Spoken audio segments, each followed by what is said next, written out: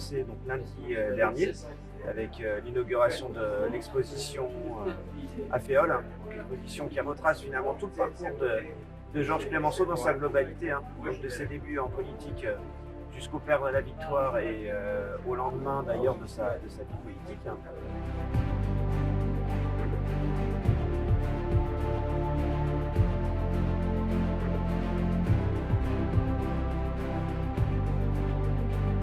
Des ateliers de sculpture pour les jeunes, donc ça a commencé samedi la semaine dernière d'ailleurs, et ça continue encore. Aujourd'hui un atelier donc, du sculpteur M. Paolio pour expliquer un petit peu finalement comment il travaille. Aujourd'hui donc vous l'avez vu, la cérémonie ce matin.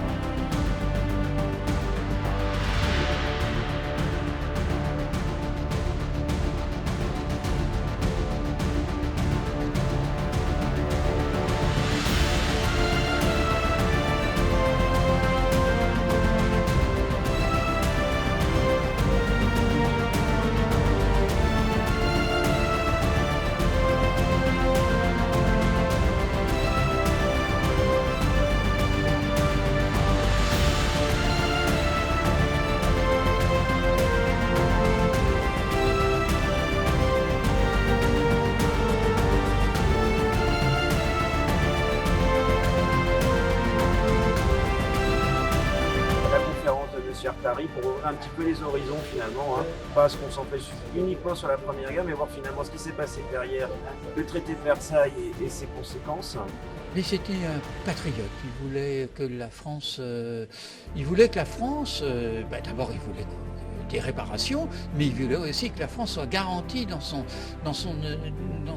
indépendance, comme dira le général de Gaulle, la France libre et indépendante. Et ces deux personnages qui se ressemblent. Tous les deux, c'était des personnages qui ne voulaient pas céder. Tous les deux, ils ont dit, Clemenceau, il dit, les Allemands prennent Paris, moi je vais sur la Loire. Ils prennent la Loire, je me battrai sur mer. Et qu'est-ce qu'il fait le général de Gaulle? Il s'en va en Grande-Bretagne et en Algérie, et il se bat. La France a perdu une bataille, elle n'a pas perdu la guerre.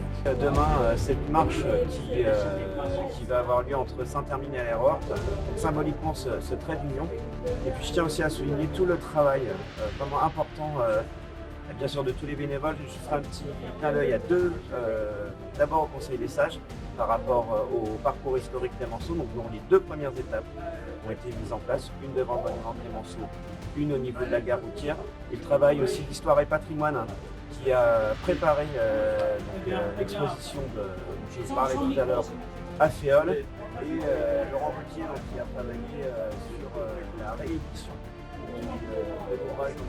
Bugeaud sur le monument Clemenceau. D'abord, je voudrais dire que après le travail et le devoir de mémoire que nous avons fait tout au long de la semaine et en particulièrement aujourd'hui, ce 2 octobre 2021, il nous faut parler aussi du monument Clemenceau que j'ai avec moi, ici en photographie. Je voudrais dire qu'on a fait un travail d'histoire, là, ici, on met, je dirais, à l'honneur le travail fait par André Bugeaud, petit-fils de André Bugeaud, maire à l'époque, en 1921, lors de l'inauguration du monument Clemenceau. Et ce travail historique méritait donc une réédition. Donc c'est un ouvrage qui relate, on va dire, tous les événements liés à l'organisation, à l'inauguration de ce monument Clemenceau au pays de Saint-Hermine. Donc là on est vraiment dans cette idée de point de départ, c'est-à-dire que ce n'est pas une finalité le 2 octobre, et cette idée de finalement faire connaître la mémoire clémenciste herminoise. Donc c'est vraiment quelque chose d'important. On a pu rendre hommage au père de la Victoire, à Georges Clemenceau, qui a été un grand homme d'État. Très très belle journée, c'était un grand moment d'histoire en 2021, un moment d'histoire qui a permis le rassemblement, le retour à un petit peu de vie normale à Saint-Hermine. Et je ne sais comment remercier effectivement mon collègue Philippe Barré pour l'élan qu'il a eu et puis la démarche qu'il a eue vers moi, vers la réorte. Donc c'était un grand moment d'émotion avec, je pense, cette assemblée de porte-drapeaux et puis ces discours très complémentaires les uns les autres qui ont apporté beaucoup de lumière dans ce ciel un peu gris ce matin, mais le temps a également été de la partie. C'était des grands moments d'émotion devant cette figure illustre de Clémenceau.